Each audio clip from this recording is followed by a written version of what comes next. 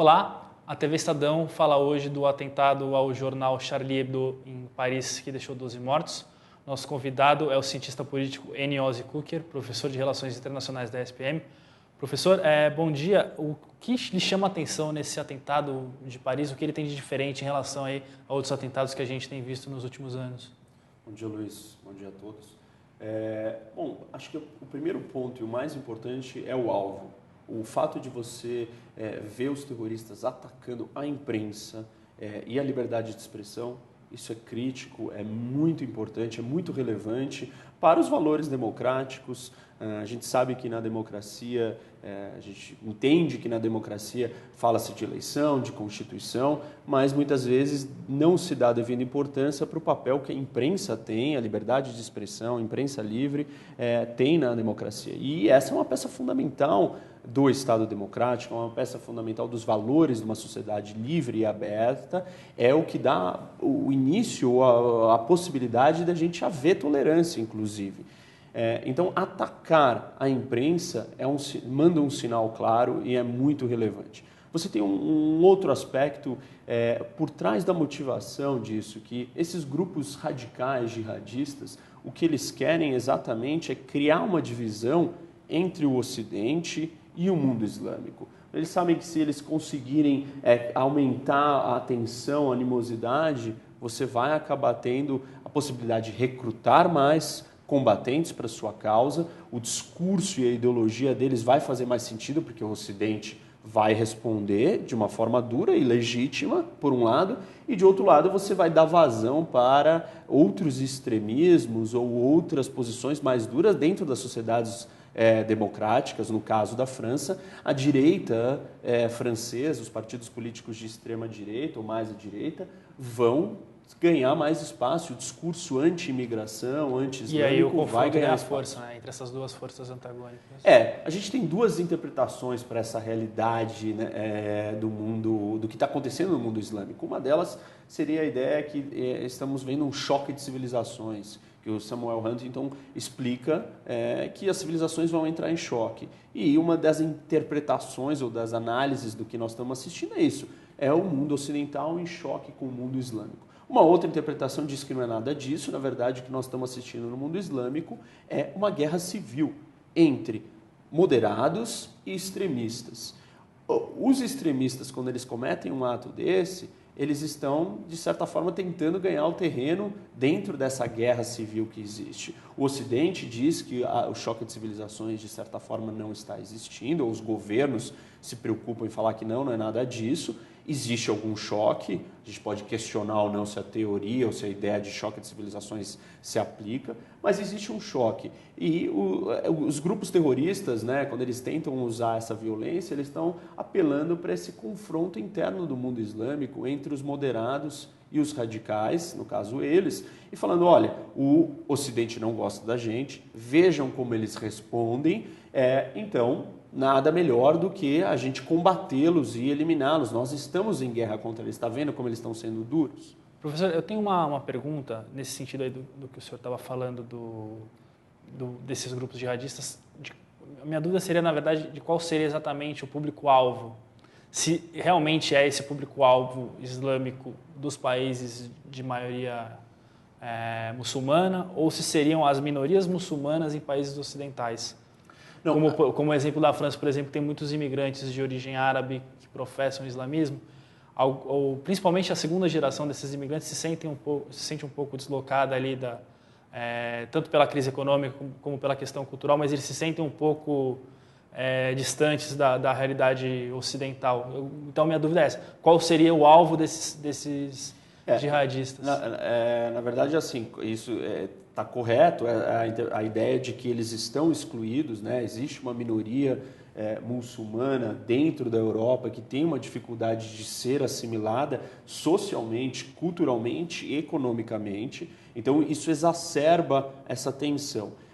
O que esses jihadistas fazem eles usam essa exclusão, essa marginalização dessas pessoas para o seu objetivo final, que é, na verdade, ter um impacto nesse confronto dentro do grande mundo islâmico entre essas duas forças moderadas e extremistas. Eles são como se fossem peças de um jogo maior, onde eles querem conquistar o espaço, porque o objetivo final deles é a implementação de califados ou do califado e trazer a Sharia, que é a lei religiosa, para ser a lei dominante em todo o mundo islâmico. Então, é triste porque essas pessoas são vítimas e usadas de certa forma e alguns não, realmente compartilham dessa ideologia e são soldados, né, ou adeptos cometendo essa violência em nome disso. E o Ocidente entra no meio dessa confusão toda, o Ocidente é trazido para dentro disso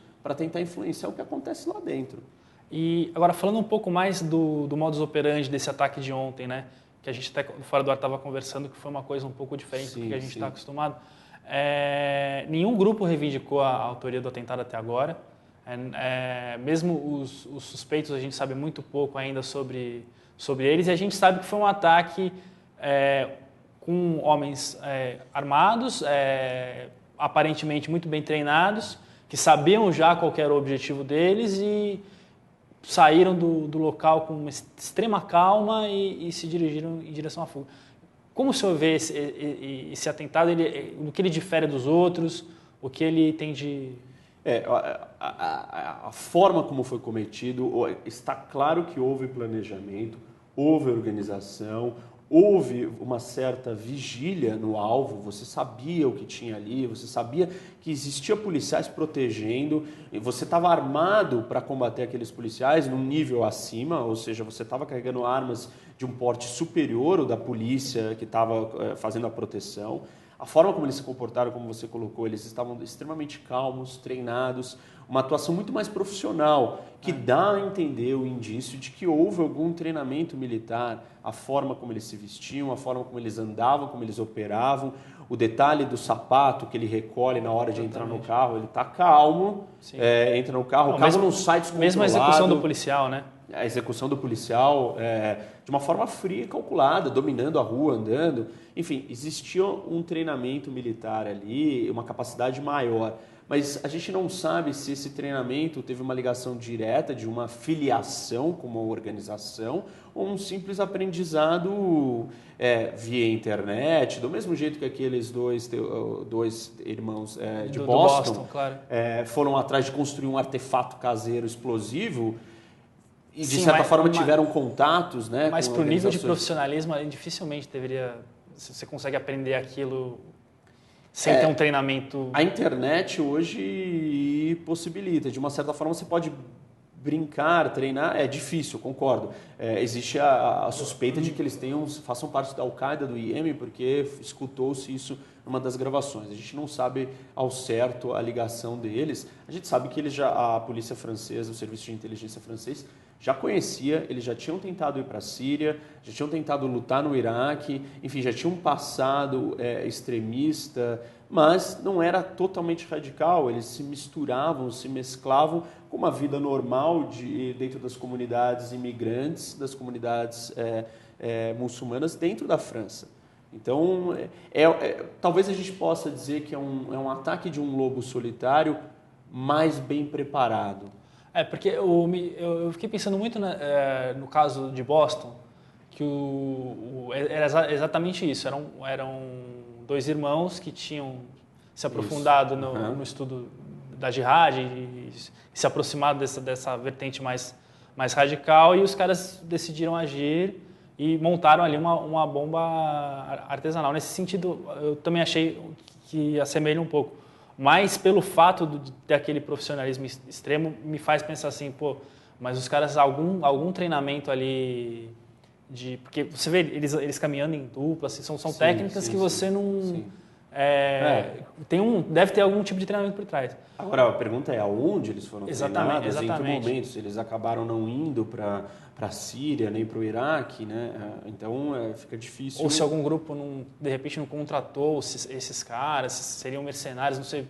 Eu vi algumas análises nessa linha também, que poderiam ser caras contratados, uma espécie de, sei lá, terceirização. Talvez a gente não tenha, as autoridades não liberaram todas as informações, ainda tem um processo de investigação que pode ser revelado novas informações assim mais sigilosas que nesse momento não até vão por questão ser, de segurança eles não vão liberar, não vão dizer, né? Então na caça deles ainda. Agora, professor, falando um pouco mais dessa questão da vítima, né? do jornal, da imprensa como um todo, a questão das charges do profeta, ela é debatida na Europa há mais ou menos uns quase 10 anos aí, né? Desde que aquele jornal dinamarquês fez o cartoon do Maomé com a bomba.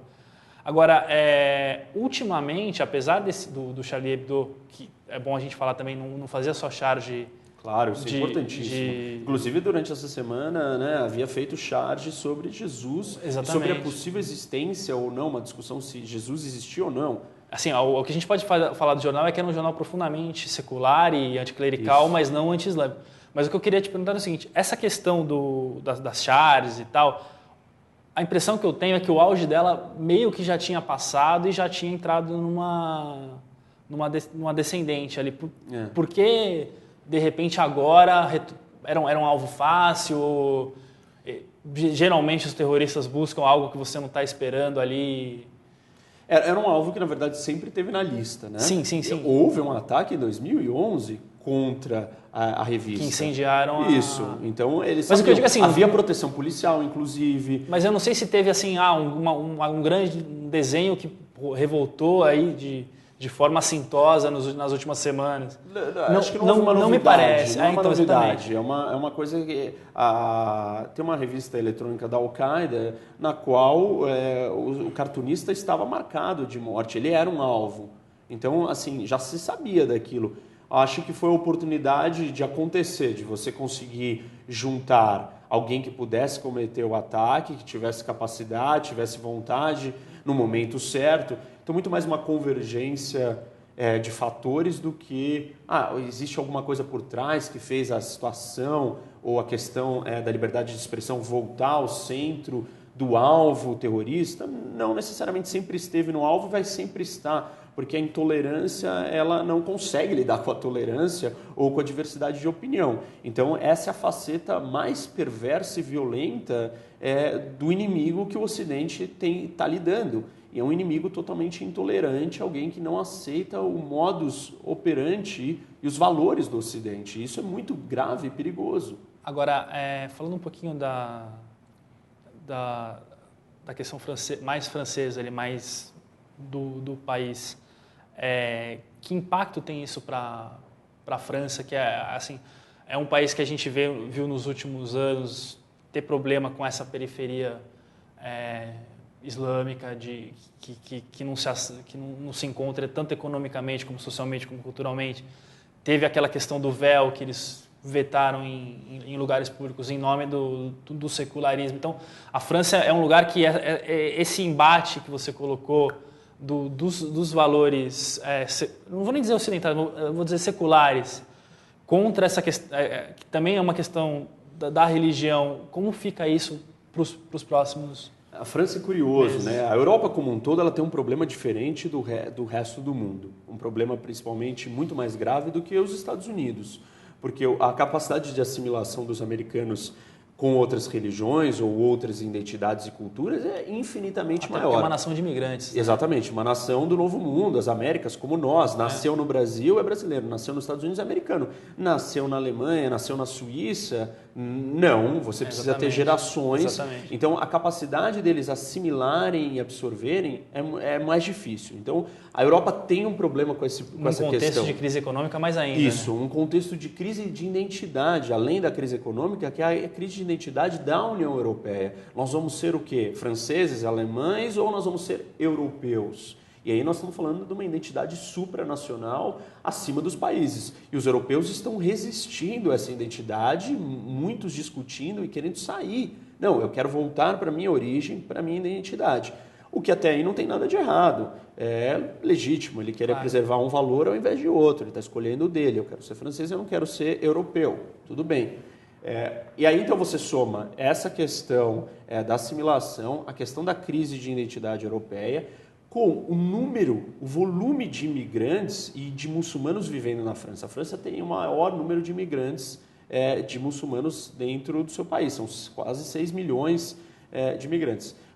Com um passado histórico das colônias no norte da África, Argélia, Síria, onde você tem um passado de tensão, porque você colonizou, então tem uma situação política frágil e mais uma posição de política externa assertiva, porque a política externa francesa ela é assertiva, ela criticou os americanos na guerra do Iraque, mas os franceses foram os líderes para a intervenção na Líbia. No Mali também, né? No Mali interviram, os franceses estão ativos na Costa do Marfim e não criticando, e sim porque é necessário. O Mali se transformou num lugar, um terreno fértil para crescimento de terrorismo. Então, ainda bem que os franceses, de repente, estão ocupando uma posição de liderança que os americanos não estão conseguindo. Então, mas toda essa situação, todo esse contexto, ele dá força, e agora um atentado no meio do auge dessa discussão, vai dar força para essa ruptura social entre esses dois grupos, né? Entre aqueles que não querem mais os imigrantes. A política francesa vai ser pautada por isso. E aí a Marine Le Pen, a partir da Frente Nacionalista, está à frente, já estava, agora vai ganhar mais ainda espaço. Esse é um assunto recorrente não só na França, óbvio que na França isso vai ser mais grave.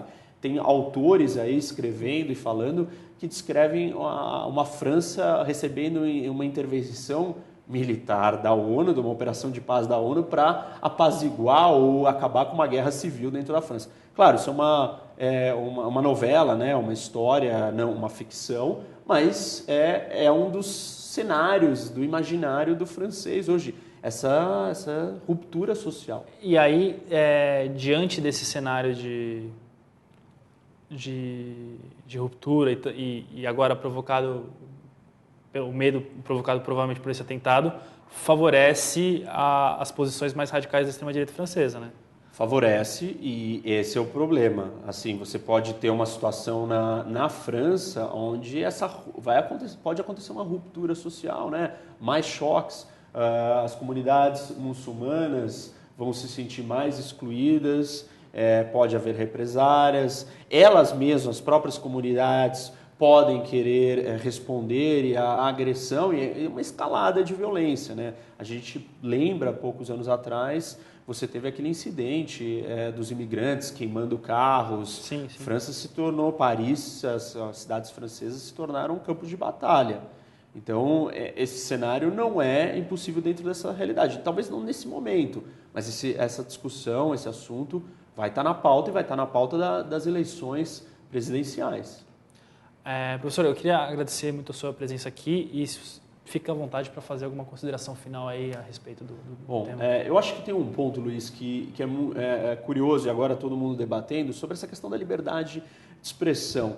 E exatamente quando a gente quando a gente se depara com um assunto ou com um tema que provoca reações agressivas e violentas de alguém dentro de uma sociedade democrática a ponto de usar a violência para matar, porque aquele discurso ou aquela imagem é vista como ofensiva, é exatamente contra ou a favor desse discurso que tem que ser promovido.